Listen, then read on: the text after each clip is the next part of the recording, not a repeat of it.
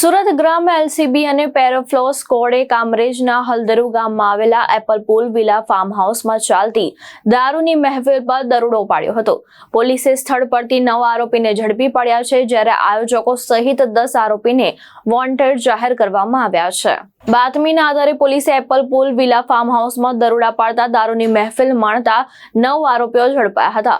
કાર્યવાહી દરમિયાન 12 બિયરની બોટલ, વિદેશી દારૂ, 61 ખાલી બોટલ, 11 મોબાઈલ ફોન અને ₹1,600 ની રોકડ કબજે કરવામાં આવી હતી. પોલીસે 4 કાર સહિત કુલ ₹27,13,506 નો મુદ્દામાલ જપ્ત કર્યો છે. મહેફિલના આયોજક અને અન્ય વોન્ટેડ આરોપીની શોધખોળ શરૂ કરવામાં આવી છે. તમામ સામે પ્રોહિબિશન એક્ટની સંબંધિત કલમ હેઠળ કાયદેસરની કાર્યવાહી હાથ ધરવામાં આવી છે.